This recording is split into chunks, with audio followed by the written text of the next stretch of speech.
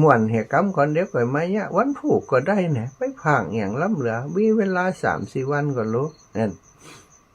เอาไปเอามาไอ้ดำแป้นะไอ้ดำนั้นชนะนะไอ้ดำส่วนใหญ่จะชนะตลอดเลยไปกำเดียวได้เดี๋ยวเนอะแม่มันอยู่วันนี้อย่างเงี้ยกินข้าวเนอะไปบ้านเชียวนี่ครับ ถึงตังเรื่องนะเอาม่วนกันวุ่นนะก็ไปแล้วสตาเดินทางไปแอวหาเปื่อนหาฝูงไปกินเราโอ้พอต๊อกเขาแก้ว2 แก้วอ้าวเอาละเริ่มหลัวแล้วนั้นนี้กันไปโอ้คนนั้นคนนี้กันมาเชียวโอ้ปนเลี้ยงกรุงเทพแล้วนี่แน่นเนี่ยเอาละปนเลี้ยงกรุงเทพ จบออกไอ้นี่เราเห็นว่าเราขาวโอ้ว่ากินคิวกรุงเทพว่ากินเนี่ยเอาเราแดงมาเห็นหรออีน้องกินอย่างกินเบียร์ไหมนี่เอาเราเอาเบียร์มาแล้วสตังเกียมไว้ จะมาจ้างเขาเพื่อแปลงหัวแปลงหาไปมีจดหมดเช่นล่ะเอาหมวนไปหมวนมาร้องเพลงบัดถูกแล้วกันนี่ลิ้นปันกันนะ พี่จากมันนามา5 ปี ร้องเพลงกับบัดถูกบัดทิมแล้วลิ้นปันกันอยู่หันแล้วเอาไปเอามาเด็กเขาบ่ฮู้เรื่องล่ะปอเลี้ยงปริ้นยาวมือยาวคนทั้งหลายมาแล้วบอกเฮ้ยบ้านนี้หลายลุแล้วบอกไปที่อื่นกันเมานักแกนอนเหี้ยหันแอบแบบสถาญาติโยมเปิดฝูงนี่ละหมดเหมือนเก่านิสัยมันถึงแบบเปลี่ยนเนาะบ้านนี้เนาะว่ะคิงหันไปจวนมันมาอย่างก็ว่าเอาไก่มันบ้านมันหันมาอยู่หันไก่จวนมา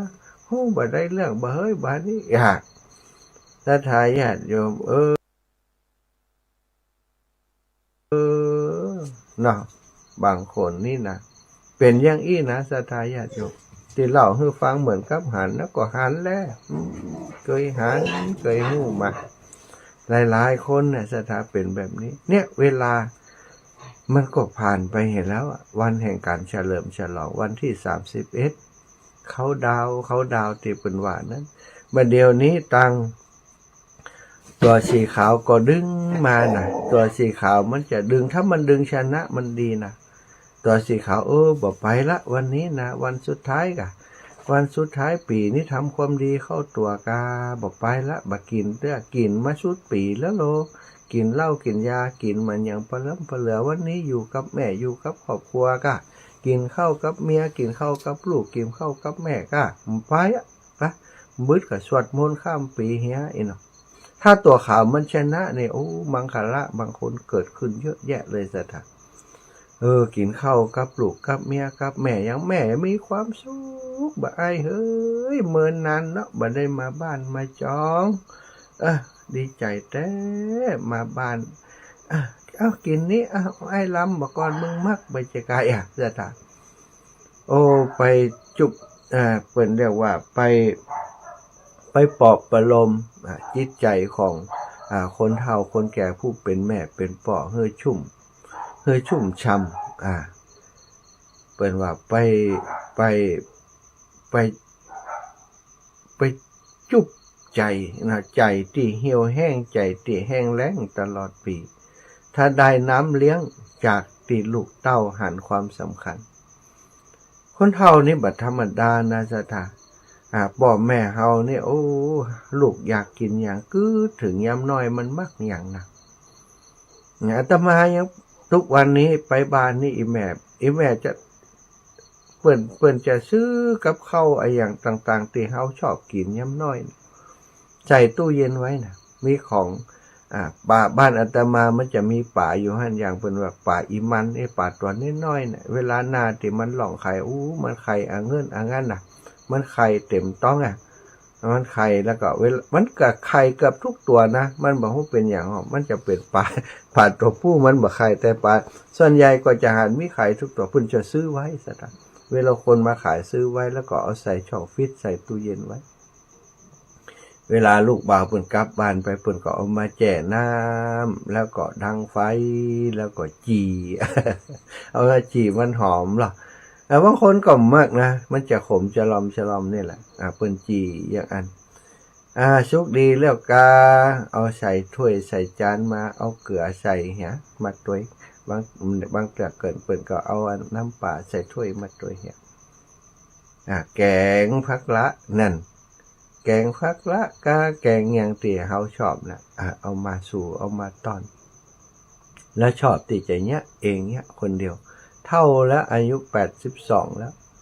ยังเป็นอย่างอันอยู่ณปัจจุบันนี้ก็เป็นแบบนั้นนะสถาอันเนี้ยเพิ่นบอกว่าคนเป็นแม่เป็นป่อนั้นอย่างใดก็มาลืมลูกลืมสิ่งที่ลูกมักลืมสิ่งที่ลูกชอบแต่ลูกเต้าทั้งหลายนั้นบ่เคยใส่ใจบ่เคยสนใจด้วยซ้ำไปว่าป่อชอบกินอะไรอย่างแม่ชอบกินอะไรอย่างปีใหม่นี้จะเอาอย่างให้เปิ้นดีมีได้กูดมีแต่ว่าเปื่อนเฮามันมักไอ้อย่างมันชอบเล่าไอ้อย่างก็ซื้อไปให้เปื่อนให้ฝูงศรัทธาญาติโยมเปื่อนฝูงนั้นกินเมาแล้วถ้ามีปัญหาอย่างบางครั้งมีปัญหากันกับเฮาด้วยซ้ำไปนะแต่เฮาก็กูดถึงมันเปื่อนฝูงนั้นเวลาเฮาร่ำรวยมันก็ดีนะแต่ว่าเวลาเราอยากจนนี่มันเมินหน้าหนีมันไม่ได้สนใจห้องมันได้ยินตามันก็บ่แล้วอันนั้นคือเพื่อนฝูงแต่พ่อแม่กาพี่น้องกาเนี่ยบอกว่าเขาจะอยากดีมีจนอย่างใดเนี่ยสำหรับพ่อแม่แล้วเขาคือคนที่พิเศษที่สุดสำหรับเพิ่นถ้าจะว่าเขาจะด่าเขาก็ว่าด้วยความฮักด่าด้วยความฮักแต่เปื่อนฝูงตั้งหลายนะเวลาอยู่รับหลังเฮามันก็นินทาเฮาพานั้นมาแบบมากินของเปื่อนนั้นบัดต้องห้องมันแบบบักเคยเอาอย่างมาสู่มาตอนหมู่เฮาเลยเนี่ยถ้าเอาไปมันก็แข่งขันกันบ้านนั้นเอาของดีมาบ้านนี้เอาของบัดนี้มาอย่างอย่างอันว่าต้องมันนี้ว่าขี้คุยบ่ได้บ้านนี้นี่คือเปื่อนฝูงซะแต่พ่อแม่นี้บ่เคยละจะนินทาลูกในทางที่บ่ดีนี่บ่มีสิ่งใดที่ลูกบ่ดีนี่ก็ลืมเหี่ยปกป้องลูกปกป้อง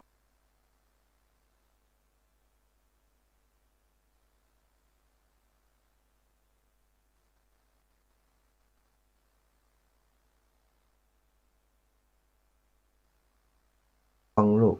เล่าแต่เรื่องราวดีๆสิ่งที่ดีๆที่ลูกตัวทำอันนั้นคือคุณพ่อคุณแม่ครับแต่หลายๆคนลืมไปสถานเขาดาวส่งท้ายปีเก่าต้อนรับปีใหม่สนุกสนานกับเพื่อนกับฝูงเฮ้อยู่ไหนบอกปล่อยให้พ่อแม่นั่งทากินข้าวหายแซบมาสักคำเข้าอีก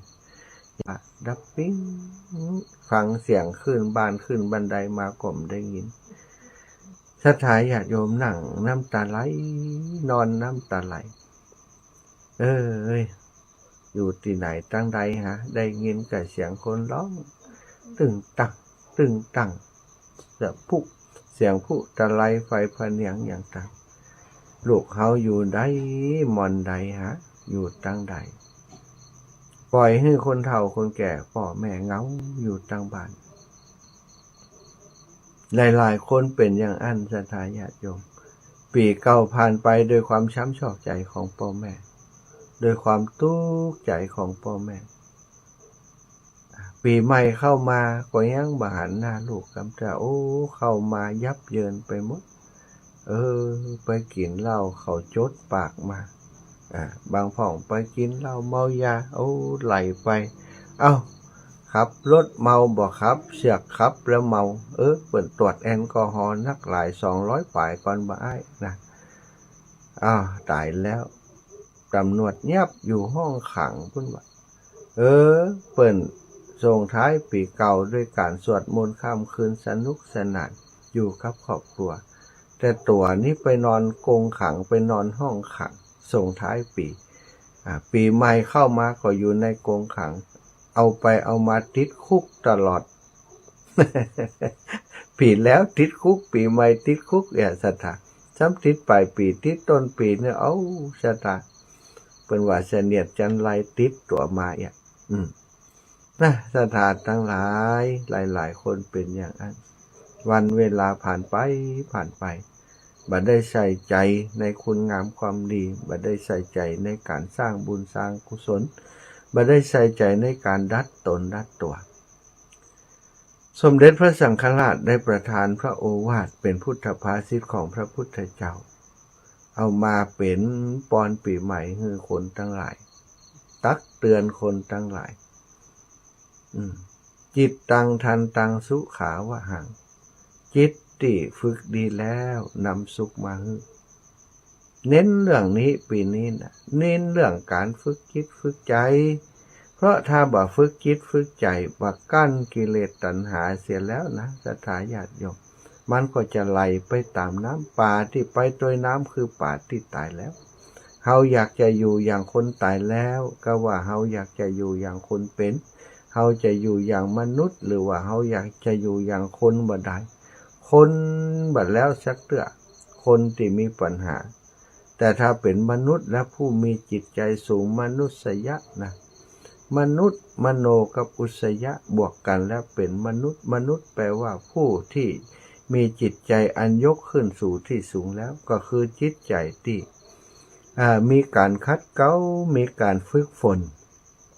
จนเป็นใจเป็นมนุษย์ที่มีจิตใจที่ดีงามประกอบโดยพรหมวิหารธรรมทั้งสี่อยู่ในจิตในใจคือมีเมตตากรุณามุทิตาอุเบกขาต่อสรรพสัตว์ทั้งหลาย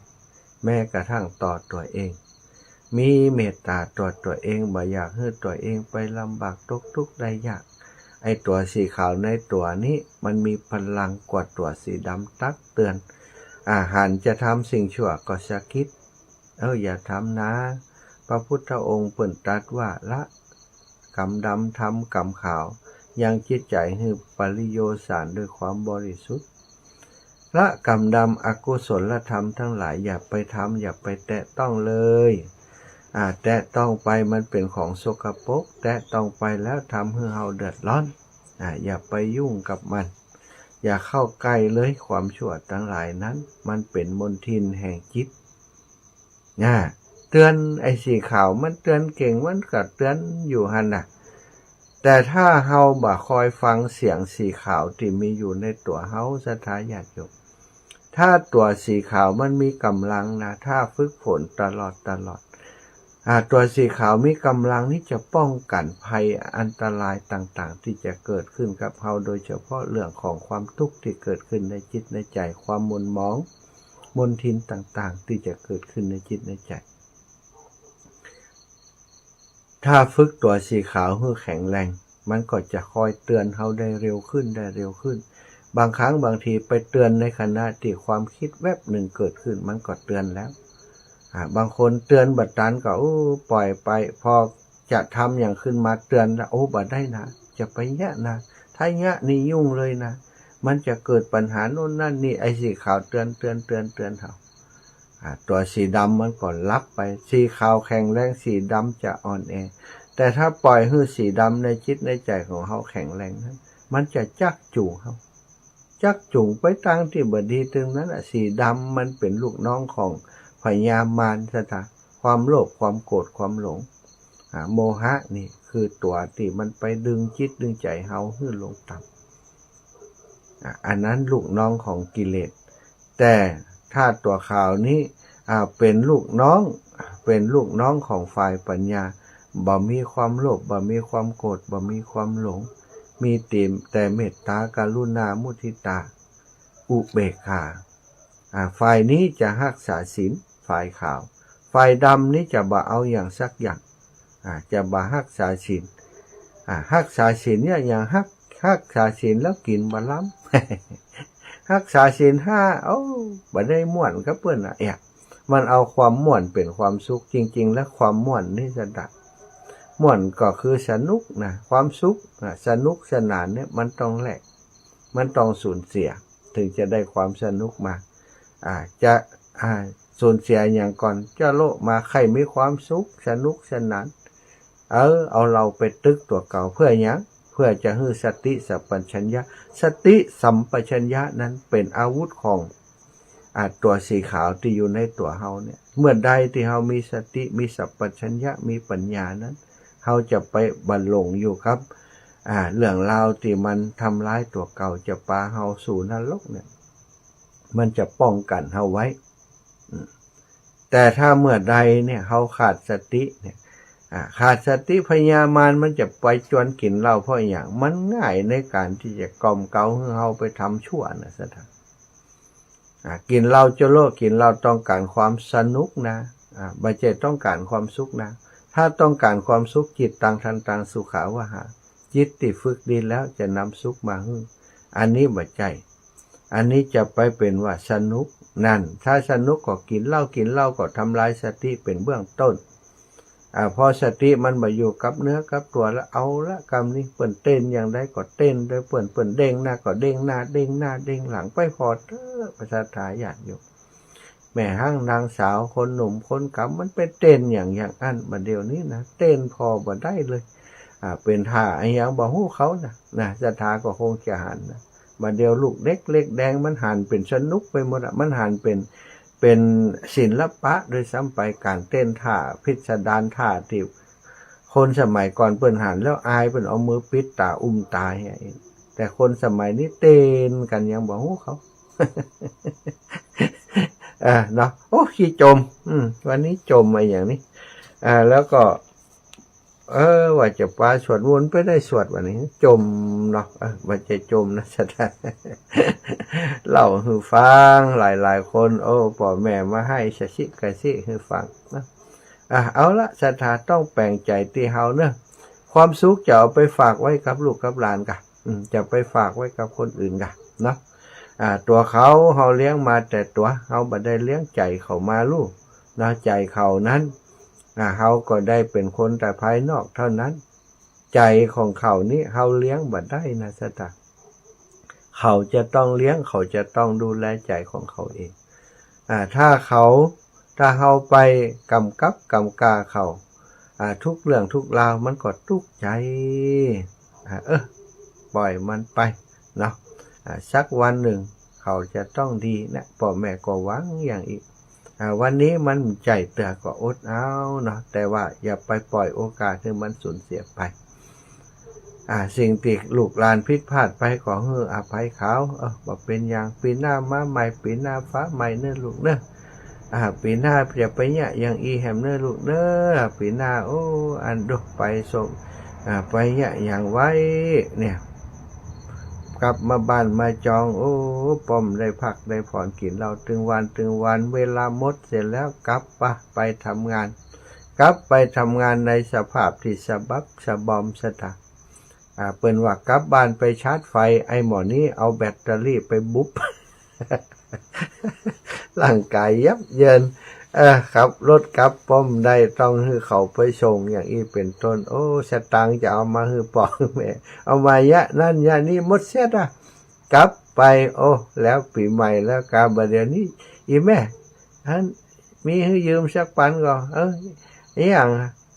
มีละหมดเสียจะเอากาดเติมน้ำมันเนี่ยก็จะขึ้นรถไปกลับเนี่ยก็ถ้าถ่าปันอย่างไปปออย่างลูก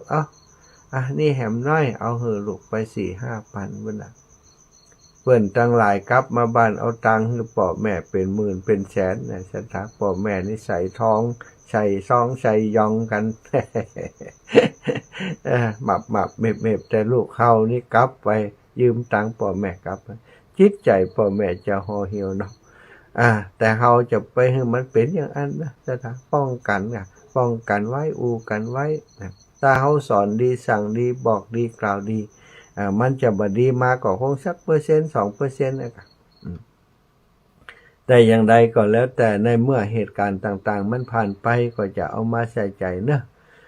มันความทุกข์มันผ่านไปแล้วจะไปเก็บมันไว้ไอ้อย่างที่มันผ่านไปแล้วจะไปเก็บมันมาไว้ของบดีนี่ชอบเก็บนักหนานะสัตว์อารมณ์ที่บดีนี่เก็บใส่หีบหัวใจไว้เก็บใส่หัวใจตัวเก่าไว้เป็นว่าตู้เซฟของหัวใจมีสิทธิ์เก็บได้2 อย่างสิ่งดีกับสิ่งบดี แต่หลายๆคนเนี่ยสิ่งบ่ดีนี่เอาใจประโยชน์บ่ได้ของเน่าของเหม็นเฮาเก็บส่วนใหญ่ก็จะเก็บไว้ในหัวใจไผว่าเฮือเก็บไว้เนาะอารมณ์ที่บ่ดีนี่เก็บเอาไว้เก็บเอาไว้เปิ่นว่าเฮือน้อยก็โคตรก็เกลียดเพราะอย่างเพราะว่าสั่งสมตัวนั้นไว้เยอะนะสัตว์บ่ได้สั่งสมคุณงามความดีไว้สร้างคุณงามความดีไว้เอาใส่ตัววันนี้บักโคตรคือไผวันนี้มีจิตใจเมตตาเอาเก็บใส่เซฟหัวใจไว้วันนี้ได้ทำบุญเก็บใส่เซฟหัวใจไว้เก็บไว้เก็บไว้สิ่งดีๆเก็บไว้ก็เหมือนเฮาเก็บเพชรนินจินดาไว้ในตู้เซฟหัวใจของเฮาสิ้นปีนี้ทำความดีที่ปีที่ผ่านมาสร้างคุณงามความดีไว้เยอะเปิดตู้มาปุ๊บหมับเม็ดเพชรนินจินดาคือความสุขที่ได้สั่งสมมาแล้วบางคนเปิดตู้เซฟมามีแต่ความว่างเปล่าไม่ได้เก็บสิ่งที่เป็นคุณงามความดีไว้เก็บแต่ขยะเก็บแต่อย่างบ่ฮู้เปิดตู้เซฟเต็มไปโดยความโลภความโกรธความหลงสิ่งที่บ่ดีที่สร้างสมอบรมไว้เมื่อปีก่อนสิ่งเหล่านั้นก็มาติดตามเฮามาอยู่ศรัทธาอีปอยอีแม่ทั้งหลายช่วยกันเคลียร์เนาะสิ้นปีแล้วอย่างบ่ดีอารมณ์บ่ดีสิ่งที่มันอารมณ์ไม่จอย อารมณ์บ่ดีหรือว่าความประพฤติของตัวเฮาเนี่ยที่เฮาฮู้ตัวอยู่ว่าเฮายังเป็นคนอย่างอันอยู่ยังเป็นคนที่บ่บริบูรณ์โดยศีลบ่บริบูรณ์โดยเรื่องราวอย่างเป็นคนขี้ตนีที่เหนียวอยู่เป็นคนที่หันแก่ตัวบ่คุยช่วยเหลือสังคมอย่างเลย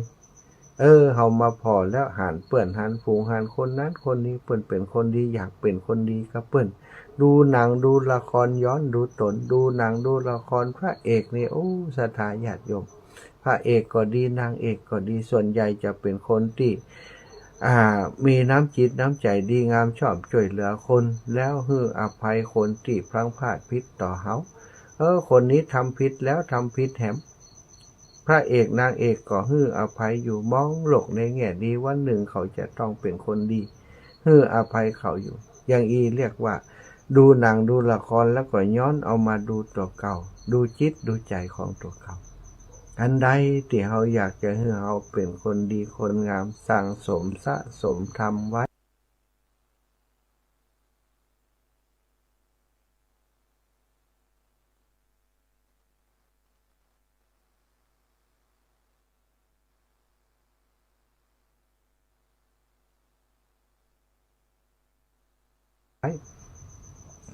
สิ่งอย่างที่มันบ่ดีเคลียร์เอาเป็นขยะเอาทิ้งไปปี2566อย่างบ่ดีเอาขว้างไปแต่สิ่งที่ดีเก็บไว้จดจำไว้เก็บไว้เป็นบทเรียนเก็บไว้เพื่อจะสั่งลูกสองหลานเก็บไว้เพื่อจะสอนตัวสอนตนของเฮาเนาะอีปล่อยอีแม่ตั้งหลายท่านนอนอยู่ฟังไปไว้ตุว่ายังก็เนี่ยบางกรรมก็ไข่หัวบางกรรมก็คืดเอามาแต่นานะสร้างสมศูนย์คุณงามความดีถ้าเฮาสั่งสมทุกวันมันก็จะเป็นสิ่งที่จะไปเติมให้จิตสีขาวของเฮาบริสุทธิ์พุทธผ่องจิตสีขาวจะต้องเติมเมื่อใดแล้วนั้นก็จะนำความสุขมาให้เฮาทุกวันที่เกิดขึ้นคนที่มีจิตเป็นสีขาวก็คือคนที่จิตใจดีงามจิตใจที่ประเสริฐเมื่อจิตใจที่ดีงามจิตใจประเสริฐเป็นต้นกำเนิดแห่งบุญแห่งกุศลบุญกุศลก็จะไหลเข้ามาวันนี้เปิ่นทำบุญสุนทรทานเปิ่นกินเปิ่นทานที่ไหนได้ทราบข่าวก็ไปช่วยเปิ่นวันนี้เปิ่นกินเหล้ากินยาที่ไหนเดินห่างฮือไกลบ่ไปละมันทำให้เสียทรัพย์สินเสียทรัพย์สินเสียสติปัญญาทำให้เป็นที่ดูหมิ่นดูแคลนของคนทั้งหลายบ่ไปเลิกเหล้าเลิกยาบางคนตัดสินใจเลิกบุหรี่ตั้งแต่ปีส่งท้ายปีเลิกบุหรี่เลยบางคนส่งท้ายปีเลิกเหล้าเลยบอกพ่อบอกแม่อธิษฐานปีนี้จะเป็นคนดีบ่กินเหล้ากินยาแล้วจะสร้างสถานะครอบครัวอันใดที่บ่ดีจะเอาทิ้งไป อธิษฐานกับพ่อกับแม่ไว้โอ้ศรัทธาพ่อแม่จะจิตใจก็จะชุ่มช่ำเบิกบานนี่คนเฒ่าคนแก่ก็ต้องให้อภัยลูกหลานเน้อลูกหลานกลับมาสร้างปัญหายังก่อนแล้วแต่ให้อภัยจบไปสำหรับปีเก่าปีใหม่ที่มานี้เข้ามา2 วันแล้ววันตะวานี่บัดตันตั้งตัวท่านอาจารย์เฮ้ยให้วันให้ตลอดมืดเรือลูกมืดเรือหลานมาบาหันหน้าชักก้ามอีนะยังให้นะปรับตัวใหม่ปรับใจใหม่อดทนต้องรอผลรอปลูกใหม่เขาปลูกบดีไว้ก็ลื้อถอนปลูกใหม่นะชะตาปลูกใหม่หรือว่าเปลี่ยนปุ๋ยใหม่ให้โอกาสใหม่สร้างสิ่งใหม่ขึ้นมาให้กำลังใจเขาวันหนึ่งเนาะถ้าความอดทนของเรามันอดทนถึงที่สุดแล้วพยายามถึงที่สุดแล้วสิ่งที่เราหวังไว้ก็อาจจะนะเป็นไปตามที่เราหวังหรือว่าถ้ามันเป็นไปตามนั้นก่อนนั้นนะจิตทั้งเอามากำกับไว้นะทุกคนเกิดมามีกรรมของตนมีกรรมเป็นของกรรมตนมีกรรมเป็นของกำเนิดบางคนโอ้ลูกเราคนนั้นดีแหมคนนี้มันจะบลึกใบลึกเงา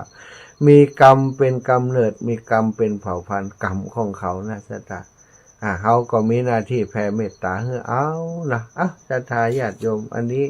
โอ้ชั่วโมงแรกนี่เป็นว่าอูไปอูมาบ่ได้ปาสวดมนต์สักกรรมก็0 3 4 6แล้วนะแบ่งปันกันอู้จักกันไปเนาะศรัทธาญาติโยมเจ้านี่ศรัทธาผ่องก่อนรับอาตมานี่2 วันแล้วนะตื่นตี2 กึ่งลุกขึ้นมานั่งจัดรายการให้ศรัทธาญาติโยมวันนี้ท่านอาจารย์ใหญ่พระครูอภิวัฒนวิกรมแจ้งมาว่าตุลุงเชื้อท่านอาจารย์เชื้อวัดม่อนฤาษีเปิ่นติดภาระธุระอย่างสักอย่างนะเปิ่นเข้ารายการมาได้ท่านมาหาเข้ารายการตี 3 ถึงตี 5แทนเปิ่นกำเนิดนะก็รับสนองงานครูบาอาจารย์เนาะถึงท่านอาจารย์เชื้อและท่านอาจารย์พระครูอภิวัฒนวิกรมได้มานั่งจัดรายการเนื้อศรัทธาญาติโยมอยู่ในขณะนี้ก็เปิดสายแล้วปันกันอู้พ่องปล่อยให้ตุจมอยู่คนเดียวศรัทธาจมด้วยการพ่องแต้บัดแต้0808844173นะศรัทธาโทรเข้ามา0808844173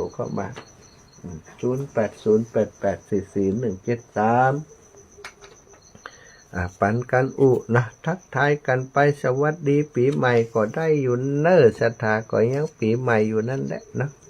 สวัสดีปีใหม่กันมาได้เลย0808844173 088088444173ได้ยินไปถึงไหนก็ว่าดักเชฟนะถ้าดักเชฟก็จะรับต่อนะมาแล้วบัดเชฟเราเฮ้ยอันนี้ขาประจำช้ำใจมาแล้วแม่อุ้ยอินว่าจะจมเนอะอารมณ์ดีแต่ว่าตี 3นะอารมณ์ดีจะส่งความสุขไปให้แม่เนอะ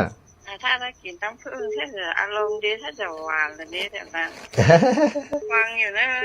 แต่ว่าได้อย่างเดียวได้ปฏิทินเนาะอดเอาน่าจะได้ปี67แต่ก็แน่นอนนะแน่นอนน่ะได้กาลูกแม่อุ้ยนี่3 คนนี่ดีมากบุญนะเนี่ยคนบุญนะ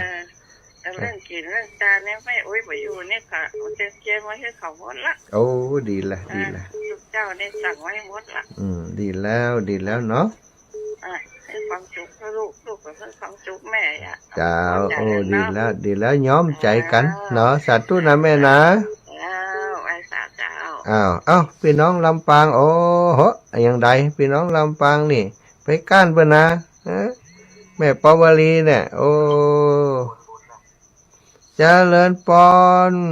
พ่อบุญตันกะอีพ่อบุญตันกะเจริญปอนพ่อบุญตันหายไปเนี่ยพ่อเจริญปอนโยมแม่ อ่า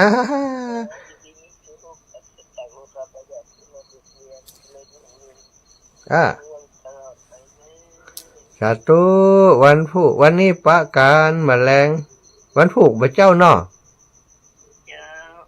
จ้าวันผูกเจ้าปะการแต่งตัวงามๆเด้อ เจ้า โยมแม่จันทร์ศรีสุขาเจริญปอนอีละตื่นแต่เจ้าละกะ โอ้ตั้งแต่5 โมงบ่ายแล้วเจ้า อ๋อไอ้เราบ่ได้นอนกำเดียวบ่ได้รับกำเดียวจะรับกี่โมงนี่ แจ้งกูนะแจ้งกูนะ ดู เจ้า โอ้อินดูอินลาตะ เป็นกำลังใจนะเจ้าเนอะ อืม สา สา ธุเจ้า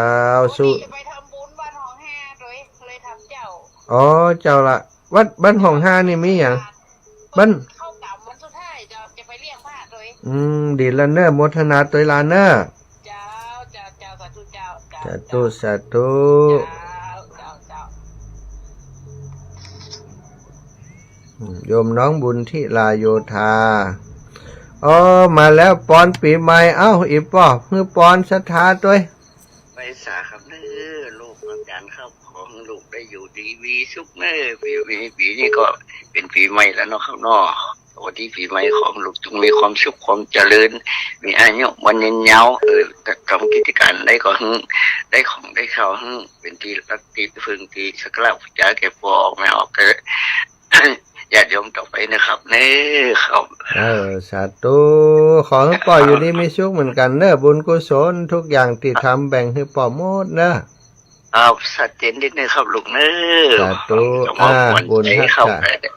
อันปฏิวัติเนาะน้อมทำน้อมใจน้อมใส่ลังหน้าเนาะได้ฟังน้อมทำคำสอนที่ลูกได้เห็นไปโอ้พอว่ามันใจที่ครับ ดีละตัวแทนพี่น้องเมืองนั่นแต่ตกประเสริฐนาน้อยต้องอีป่อนี่เป็นลักให้กับอันพี่น้องเมืองนั่นมาเมื่อนานเนอะแม่กรกมลโยมแม่สบายดีไหมคะ สบายดีค่ะนมัสการค่ะท่านมหา ตอนนี้อยู่ดอยน้อยนะแม่นะอยู่วัดพรหมมงคลท่าล้อแม่ ได้ยินแล้วฟังตะคืนแล้วจ้ะโทรไม่ก็ได้โทรไว้พรปีใหม่ให้ท่านเด้อดูแลสุขภาพสมบูรณ์แข็งแรงเด้อเป็นตนบุญตลอดไปเด้อท่านเด้อ สาธุบุญกับแม่ขอให้แม่อยู่ดีมีสุขตลอดปีตลอดไปนะคะ ค่ะ เจริญพร สาธุนมัสการค่ะ แม่กรกำมลดอยน้อยนี่โอ้ติดตามมาเหมือนแม่ขจรปินใจล่าบ้านห้วยเลียนแม่ขจรมาแห่ใหม่พี่น้องลำปางนี่ชัวเร็วลงไปน่ะ แม่ยายพรรับอยู่กันน่ะอู้ดัง ไงบ้าไงเลยจะดังไงหรอ วันนี้วันที่อย่างยายพร ฮะ สิฮะวันที่ 1กับที่ 2 có nấy thì ยายเปิดวิทยุดังโอ้ยายพรนี่โฟมาแต่เมินน่ะยังลึกอยู่มันดังมันเข้ามาเพ่น่ะเจริญพรป่อบุญตันเจดีย์3 ยอดอีป่อตะวะปะกันก็นี่ กับใบสาพระอาจารย์ ฮะ กับใบสา เจริญพรตะวะไปพุทธมณฑลก่อน ตำวางานบ้านมีท่าน โอ้เขาหันไผ่หัวให้ไอ้ป่อใจแหนมได้ตักกันใช่ไหม ท่านก็ได้ไปกับงานเข้ากำนี่มีตั้ง5 วันก่อน ดูโอ้จะแล้วบ่ได้นี่ 2 วันแม่บ้านเนี่ย จะแล้วบ่ได้นี่ ครับ อีป่อ ใกล้บ้านน่ะมาได้ไปสักคำเนาะ โอ้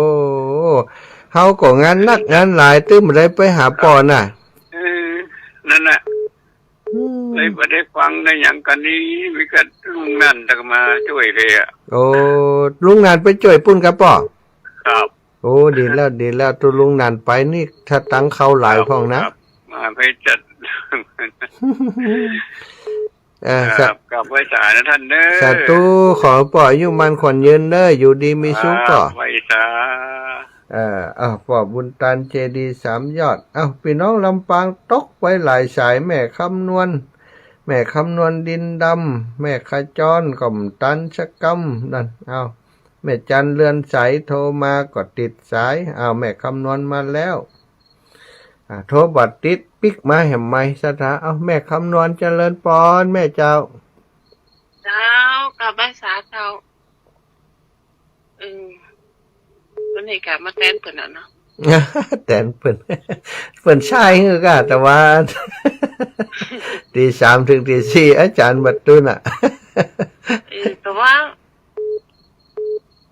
ไม่ให้ออกนะฮะ ออกกะเขาออกกะเอาออกอันตอนตี 5น่ะ ออกขวายฮะ ออกขวายละตี 3 ถึงตีอัน 5ท่านอาจารย์อันโอ้งานเปิ่นนักเองแม่แต่ว่าเปิ่นเตรียมงานแล้วก็เปิ่นนั้นบ่ได้ลุกมาเปิดเครื่องสักกะมะเจ้า ต้องลุงกันได้ยินน่ะตะคืน ตะคืนตุลุงถ้าจะติดงานเนี่ยสักอย่างค่ะแม่ มันเป็นเปิดเพลงอย่างหมดอ่ะ โอ้ตะ มี คืน ปัญ น่ะ หาทั้งสักอย่างอ่ะ โอ้เปิ่นบ่บอกเฮาเฮ้ยถ้าบอกเฮาก็จะเข้าฮื้อกะจะ ทั้งอยู่เนอะ สาธุแม่บุญรักษาแม่นะ เจ้า สาธุแม่คำนวณดินดำปุ้นนะคนเมืองปานบ้านเดียวกันเนาะแม่คำนวณดินดำแม่ปาวลีแม่จันเรือนใสแม่ขจรนะโทรมาไม่ติดนะติดอีแต่ฮับบัดตันอีแม่ตะกี้เนาะแม่ก็โทรกันมาแหมใหม่เนอะแม่จันเรือนใสโยมแม่มาแล้วเจริญปอนนี่แม่ เจ้า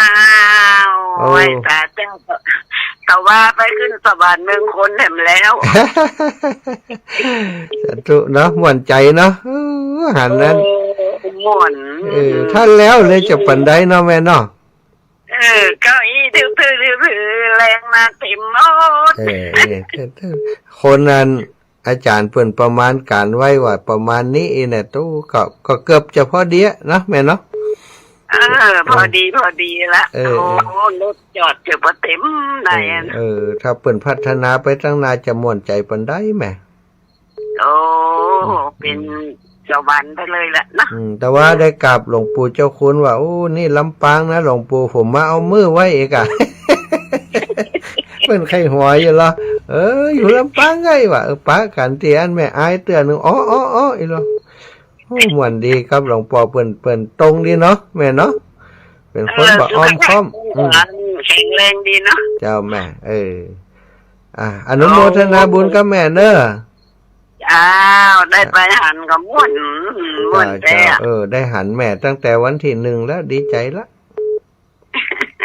เริ่มต้นวันที่1ก็ได้ทำบุญใหญ่บุญหลวงละม่วนดีเนาะใช่แล้วอีแม่แต่ว่าได้ถ้าอู้ถึงก็ล้านปลายนะแต่ว่านับยอดที่ห้านี่ได้400,000ปลายก็แม่เจ้าสาธุนะแม่นะไหว้พระเจ้าชัดเจนดีเจ้าสาธุแม่จันเดือนใสเวียงตะการหนองล่องเด้อเวียงตะการจะหนองล่องหรอสันปะตองเจริญปอนแม่อันดีเจ้าพระอาจารย์4163จากไสจ้ะแม่ว่าลองขายสอนข้ามบ้านสีดอนใจเด้อโอ้สีดอนใจลำปางกะจ้าลำปางอาจารย์ปีใหม่เด้อเจ้าแม่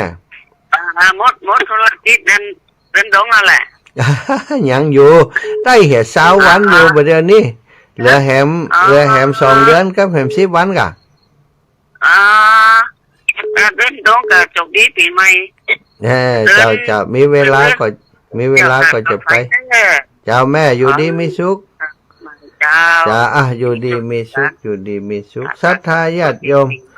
ตอนนี้จะพักสายจะพักสายก่อนเนอศรัทธาทั้งหลายก็เดี๋ยวเขาจะพบกันในชั่วโมงที่2ภัยที่บัดตันชั่วโมงแรกแห่ไว้เลยชั่วโมงที่2ตั้งโทรศัพท์ไว้ก็เดี๋ยวปะกันในชั่วโมงที่2เนาะชั่วโมงที่2ก็ตั้งแต่ตี 4ไปถึงตี 5นะศรัทธาญาติโยมจะได้พบปะกันแม่ขจรปินใจล่า39หมู่7บ้านห้วยเลียนเวียงตาลมาครับได้แม่ขจรมาก็ฮับแม่ขจร สวัสดีค่ะสวัสดีปีใหม่สวัสดีเหมือนกันอยู่ดีมีสุขนะแม่นะโทรตั้งแต่เจ้ามันไม่ติดเลยติดแล้วอย่าไปจม สี่สาย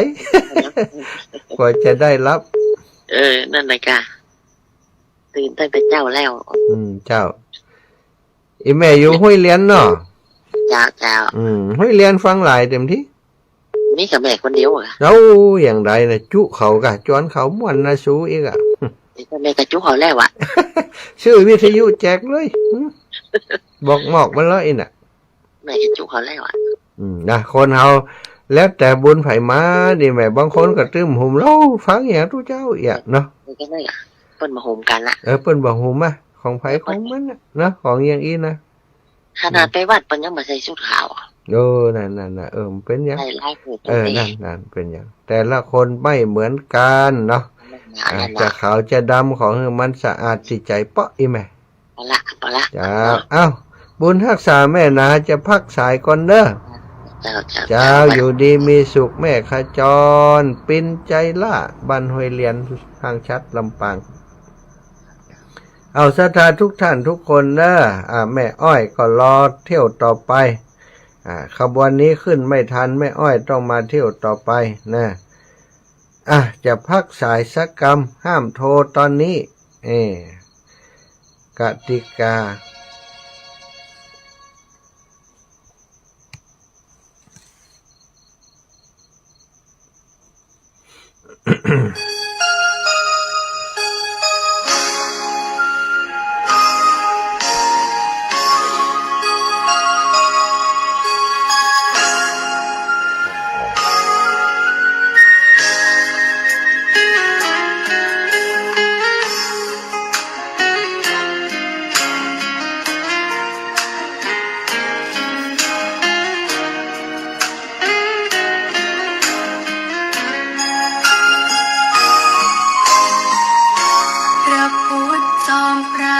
เป็นศาสดาต้นศาสนาสอนประชาทั่วไปมีพระปัญญามนาบริสุทธิ์อำไพพระกรุณายิ่งใหญ่นำให้เราสู่นิพพานพระธรรมล้ำเลิศก็เกิดปัญญาคุ้มครองรักษาผู้บูชาทุกท่านมิให้ตกต่ำคอยคำนำสู่วิมานพาข้ามแดนกันดารเกิดญาณหลุดพ้นโลกีสุข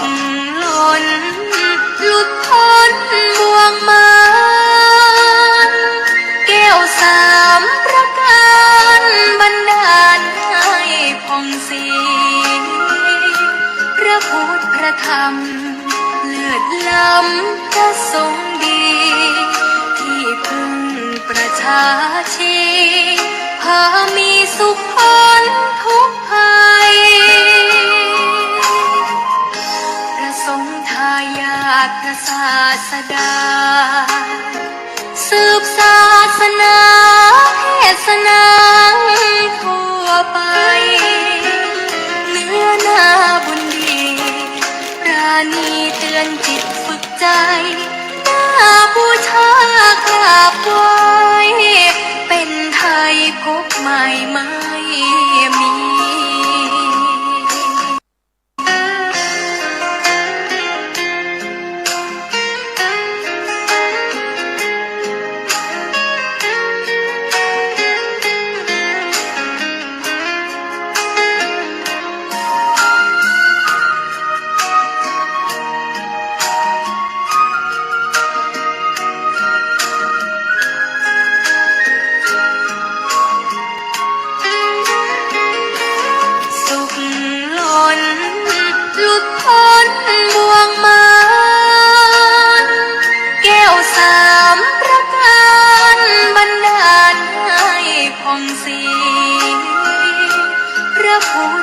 ธรรม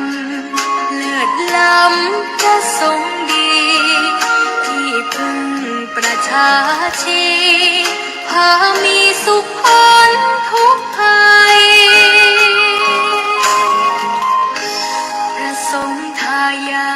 ศาสดาสืบศาสนาเทศนาทั่วไปเนื้อนาบุญดีราณีเตือนจิตฝึกใจน่าบูชากราบไหว้เป็นไทยพบใหม่ไม่มี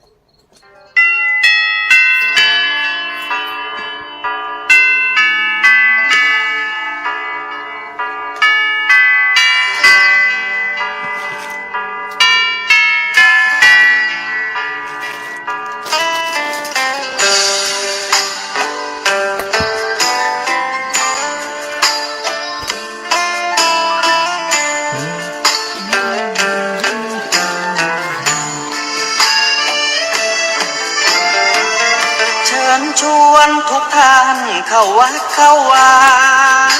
ฟังธรรมะจากหลวงตาเสริมชีวาให้สุขสดใสยึดมั่นหลักธรรมคำสอนไว้ให้ขึ้นใจความดีรีบทำกันไว้หญิงชายอย่าได้นายนี้เชิญชวนทุกท่านเข้าวัดเข้าวา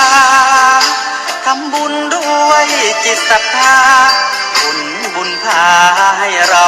สุขีจะทำการใดนำใจในสิ่งดีทำบุญให้ทานวันนี้ไม่มีใครว่าใครชังสมัยก่อนประทับใจปู่ย่าตายายวันพระไม่เคยเบื่อหน่ายจำได้ไม่ลืมสักครั้งเหตุใดวันนี้มีคนเข้าวัดน้อยจังอยากให้ก่อนอีกครั้งฝากความหวังกับคนรุ่นใหม่เชิญชวนทุกท่านเข้าวัดเข้าวา แม่กับสีขันแก้วเจริญพรหรือแม่สีพรเป็นจิตในวันนี้จะไปใช้ประการเลิกจะให้ไปหาก็ กระทำความดี แม่สีพรเป็นจิตไปหาก็ ไม่ต้องอายใคร แม่อยู่ไหน ว่างจากการงาน แม่สีพรเป็นจิต เชิญชวนท่าน เจริญ ไป พรแม่บุญรัตน์ธรรมบุญยอง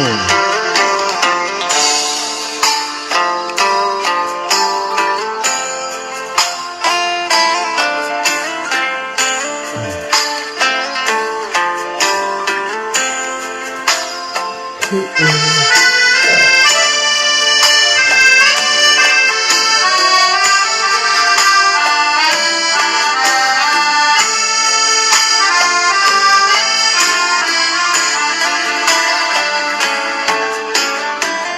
ชิญชวนทุกท่าน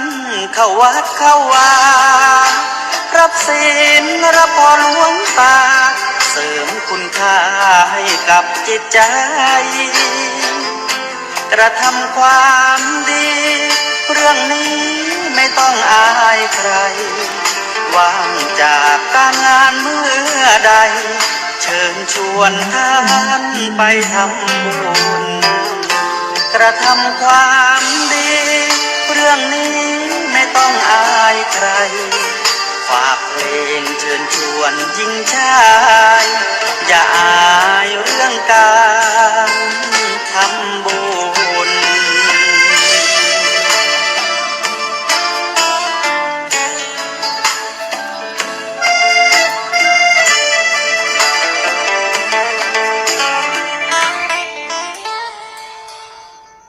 อ้าวได้พักผ่อน พักยกเสียหน่อยนะก็ได้อู้กันต่ออันนี้มาก่อนเลยเฮ้ยพักยกมาเลย แม่อำพร เจ้าคนลึก เจ้าแม่ ท่านมาหาแต่ว่าแม่โทรหาเนาะอันแม่ว่าแม่จะขอท่านมาหาอันหอมฮื้อเนี่ยกะแม่นี่เป็นคนที่แบบมีบุญแท้ๆเลยเนาะ อัน เอาบุญเขานะกะเขาหอมเพื่อแม่แล้วลูก น่ะกะอันแม่กะโครงการว่าแม่จะไปแท้ๆนะ แล้วแม่อันนะแม่เลยบอกขอฐานหอมนะเราเลยบรรลุนมาโอ้จะเนี่ยได้นี่แม่อันไปใส่บาตร เจ้า แล้วก็อันแม่ไปมันจะว่าเมาหัวกูมันใจนะมันวืดท่านที่ประตูวิหารนั่นนะมันเป็นวืดอ่ะดีว่าอันเปิ่นไหวแม่แล้วแม่กำลังปั่นปอนให้เปิ่นเนาะกำลังโอยพรให้เปิ่นถ้าแม่แบบมีคนนั้นนี่แม่ถ้าจะพุบลงเงินวิหารนั่นน่ะแม่ต้องเช็คร่างกายแล้วนะแม่เลยไปไม่ได้แม่กล้าโครงการมันแม่จะไปแต่เลยนะแม่เลยมาขอทานห้องก่อนอ่ะโอ้ยไม่ยังเป็นนี่โอ้ยแม่เลยบอกแต่ว่านี่แม่เขามาส่งเนาะมาส่งบ้านเลยแม่ก็เลยบักกล้าขี่รถเครื่องลำเดียวนี่นะหัวมันเป็นนี่อย่าโอ้มันบื้อของผู้ทันมันจะแม่ต้องไปเช็คเนอะเบื้องต้นเกี่ยวกับมันเส้นเลือดแล้วก็เป็นระบบอะไรอย่างต่างๆของเขาอ่ะเนาะอันตรายนะเจ้าแม่กะโครงการจะไปแต่เลยนะแต่ว่ายังอู้กับคนโคที่เป็นรับเราที่อยู่นะว่าเนี่ยได้ดีหาปีใครไปขนาดวันนี้เลยเนาะเอาไว้โอกาสใหม่อีแม่เจ้าจะตั้งที่ฝากมากกูแต่ก็เอามาทำบุญให้ตัวแล้วล่ะเนอะเจ้า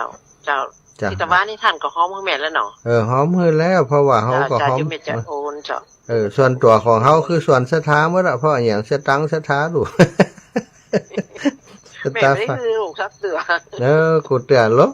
ไปหลายเตือนแล้วลดตังที่อยู่ในโอนไปบัญชีผ่องอย่างผ่องกูเตือนก็อยู่ในหันก็เอามาใจเนี่ยแม่เฮ้ยเจ้าคือท่านนั้นสุขภาพแข็งแรงในท่านเด้อเจ้าอีแม่ก็เหมือนกันไปเช็คไปตรวจเห็นนะ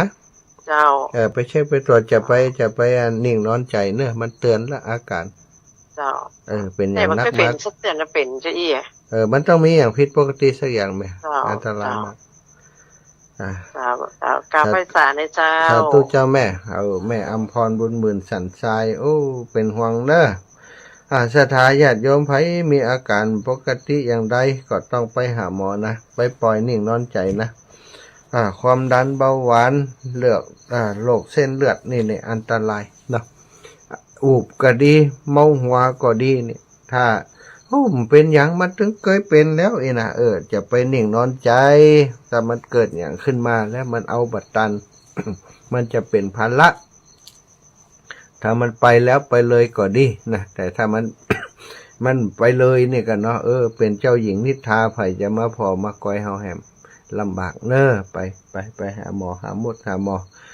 หาแฟนรายการหลายท่านหลายคนอีแม่จะพังมาแย่ยังถึงว่าอันพังเตื้อแล้วพังแย่อย่างล้ำเหลือเจริญปอนวันนี้ปีใหม่เลยเจ้าเจ้าแล้วอันตั้งพุ่นหนาวกันนี่โอ้ถ้ามันก็เหมือนกันนะอากาศภาคเหนือบัดต่างกันกี่องศาอีไหมเจ้าทั้งนี้มันเย็นลงไปลูกเจ้าหวังเจ้าทำไปเก็บไปพุ่นไปบัดได้นั่นนี่มาตะวาแม่แม่ก็บ้านอยู่นี่อยู่อีก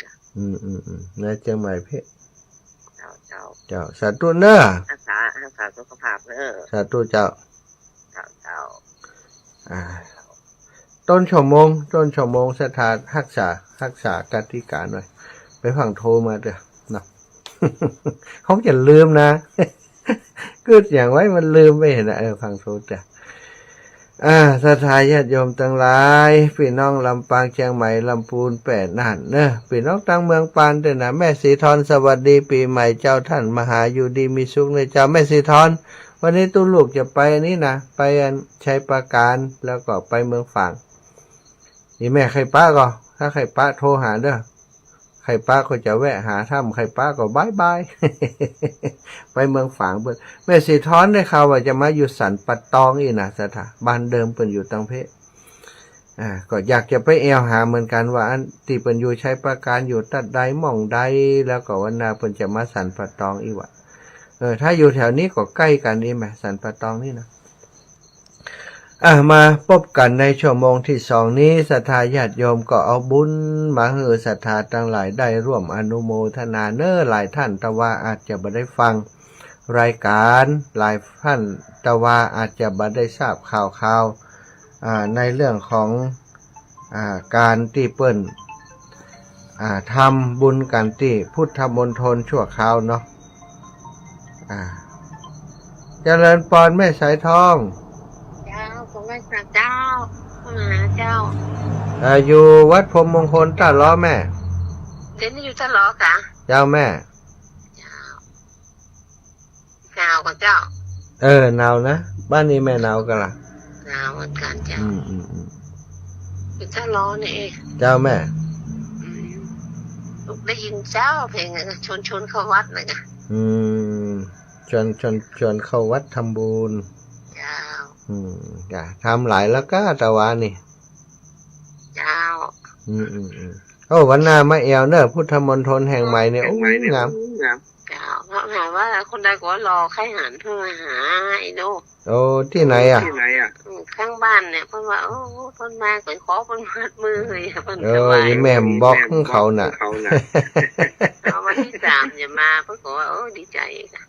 วันที่หยังก็เขาหาว่าวันที่3จะเข้ามาเจ้าล่ะเดี๋ยวพอกันนะวันนี้นี่กัดอกเลยดิจะรอจ้ะ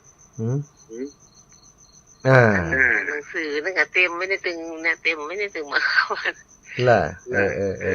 ถ้ามาก็ได้หลายอย่างต้นไม้ต้นอย่างเอาไปปลูกเจ้ามันอยู่อีแม่ไม่อยู่ไหนก็อยู่อัน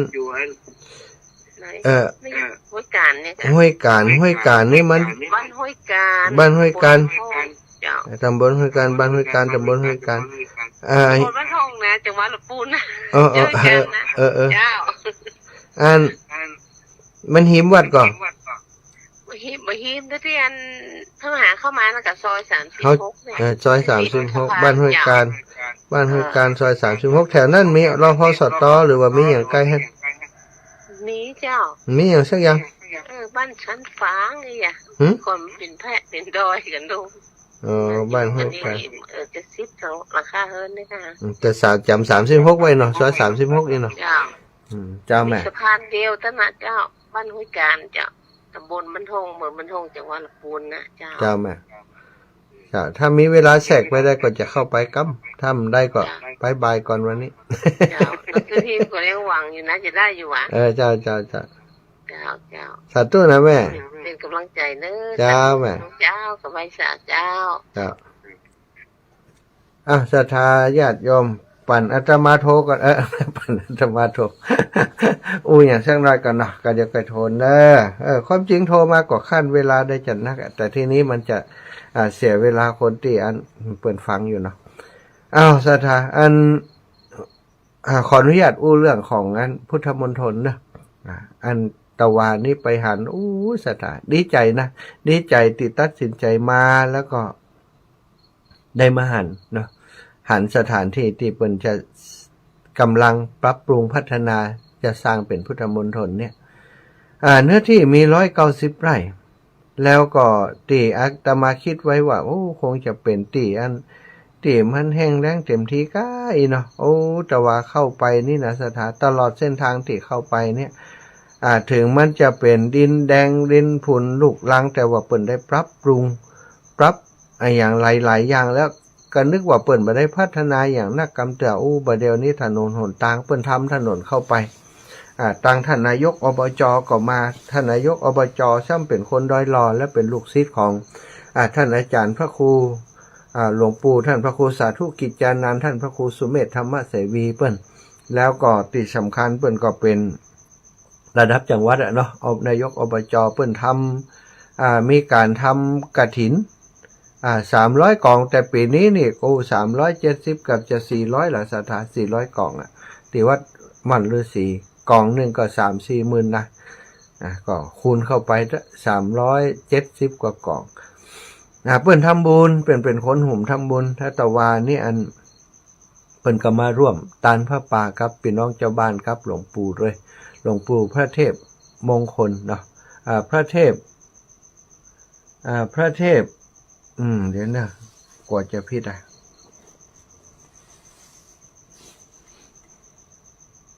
หลวงปู่เจ้าคณะจังหวัดก่อนก็แล้วกันอาตมานี่จำบ่แม่นนะชาตาเป็นไรปล้ำเดียว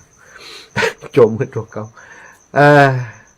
พระเทพพรหมมงคลนี่กะไปเจอเทพแล้วพรหมเนี่ยหลวงปู่เปิ้นก็มาเป็นประธานเนาะแล้วก็คณะสงฆ์อำเภอดอยหลอดทั้งหมดน่ะก็ปากันมาศรัทธาญาติโยมตะวันนี้เฉพาะคนที่มาร่วมบุญพระป่าตะวันนี้น่าจะประมาณ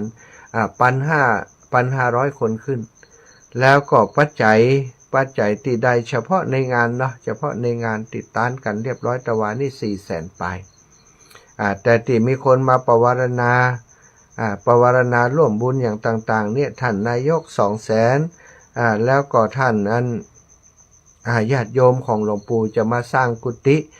เป็นสำนักงาน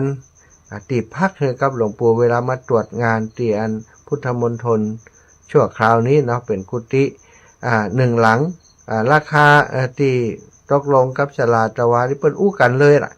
อู้กันปุ๊บก็ตกลงว่าจะสร้างตรงไหนเนี่ยศาลาก็มาประเมินว่าประมาณล้านปลายจังเจ้าภาพเปิ้นก็หยาดน้ำฮับเลยโอ้เสียดายป่านเรามีคนนี่หันแล้วขนลุกเนาะหัน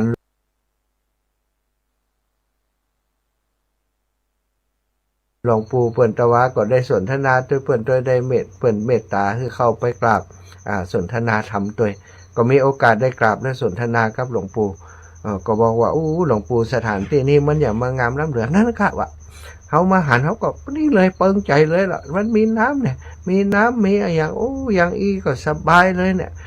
น้ำงามขนาดสถานโยมหลวงปู่เป็นก็ว่าจะทำให้เสร็จภายใน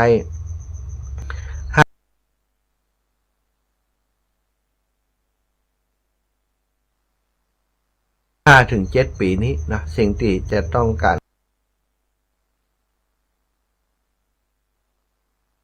พัฒนาโครงสร้างสาธารณูปโภคสาธารณูปการต่างๆตึงน้ำตึงไฟและระบบน้ำระบบไฟ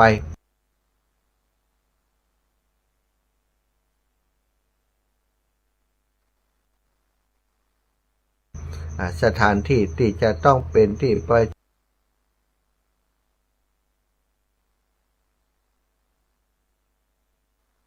ชุมที่เป็นลานจอดรถที่จะเป็นสวนหย่อม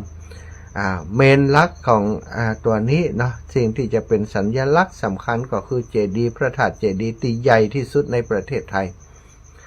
หลวงปู่เปิ้นเนี่ยอย่างเปิ้นเนี่ยใหญ่อยู่แล้วสถาวัดพระธาตุวัดธาตุตอนเนี่ยสถาไปพอเถอะเป็นวัดท่องเที่ยวเป็นวัดที่งามก็โดยฝีมือการบริหารของหลวงปู่เนาะเพิ่นก็จะความสูงของพระธาตุ190 เมตรนี่ก็คงสูงกว่าพระธาตุทั้งหมดที่มีอยู่สถานใหญ่แล้วก็สูงด้วย190 เมตรหน้าฐานจะกว้างตัวใดตัวจะงามสง่าตัวใดเนาะอยากหันแต่ว่าในจินตนาการหันภาพแล้วหลวงปู่เปิ้นบอกว่าของเฮานี่อาตมานี่ตั้งใจว่าทุกปอยหลวงของงานพุทธมณฑลทุกงานที่ครูบาอาจารย์เปิ้นทำจะมาช่วยเปิ้นแต่ว่าได้ที่เล่นที่จริงก็หลวงปู่ว่าหลวงปู่ผมมาเอามือไหน มาเอามือเปิ้นนะมาเอามือเพราะว่าเอาโอกาสตั้งหน้านี่ดีบ่ดีตั้งลำปางเขาก็สร้างกะเนาะตั้งลำปางถ้ามีที่สร้างจะได้เปิ่งบุญกับหลวงปู่เปิ้นจะได้ไปช่วยเฮาเนาะศรัทธาญาติโยมทั้งหลายสำคัญนะการมีพันธมิตรการมีเครือข่ายการมีครูบาอาจารย์ที่เปิ้นมีบุญนักเนี่ยได้อุปถัมภ์นี่นะถ้าเฮาเนี่ยอย่างต่างๆมันก็สำเร็จไว้สถานอาตมาก็หวังว่าวันหน้านี่ลำปางก็ทำได้เนาะ ถ้าลำปางทำก็ดีหรือว่าที่ไหนก็แล้วแต่มีการมีงานอย่างแล้วแต่ถ้าหลวงปู่เมตตาไปเนี่ยจะเป็นบุญของเฮานักหนาและศรัทธาหลวงปู่เป็นผู้เป็นพระสงฆ์นักพัฒนาและเป็นผู้ที่ตั้งปริยัติปฏิบัติก็เก่งทุกด้านศรัทธาตั้งปริยัติก็ถือว่าจบปริญญาธรรมที่สูงนะเป็นมหาปริญญาธรรมโดยตั้งการศึกษาตั้งโลกก็มาต้องแล้วนะแล้วก็การบริหารการปกครองต่างๆเป็นมาเกือบจะทุกตำแหน่งเนาะตำแหน่งสุดท้ายณคณะนี้ดีผ่านมาก็คือรองเจ้าคณะจังหวัดแต่ปัจจุบันก็คือเป็นเจ้าคณะจังหวัดเชียงใหม่สถาการที่จะขึ้นมาเป็นอธิบดีสงฆ์จังหวัดใหญ่ๆนี่ก็ไม่ใช่ธรรมดาเนอะสถาต้องเป็นผู้ที่ได้รับการยอมรับจากคณะสงฆ์แล้วก็เป็นผู้ที่มีความตั้งใจนะมีความตั้งใจในการทำงานเพื่อพระศาสนาท่านอาจารย์เพิ่นหลวงปู่เพิ่นนี่มีครบทุกอย่างศรัทธาตึงบูตึงบุญมีในหันหมดเนาะมีตึงบูตึงบุญในหันเป็นผู้ที่คร่ำวอดอยู่ในโครงการการพัฒนาตั้งใจจะสร้างพุทธมณฑลเพิ่นเขาเก่งเพิ่นได้ไปสร้างหลายที่แล้วนะพุทธมณฑลแต่ว่ามันก็มีปัญหาเกี่ยวกับเรื่องของสถานที่ต่างๆที่มันบ่ลงตัวเนาะศรัทธาที่มันบ่ลงตัวก็หมายความว่ามันมีปัญหาในเรื่องของเกี่ยวกับเรื่องของที่ดินก็ดีนะตลอดถึงความร่วมมือจากหน่วยงานต่างๆที่มันยังบ่มีความพร้อมแต่เนาะท่านหลวงปู่ก็ตอนนี้พอมาได้ที่แห่งนี้หลวงปู่ว่าอันนี้มันต้องสำเร็จมันต้อง มันต้องเป็นศูนย์กลางศูนย์รวมของ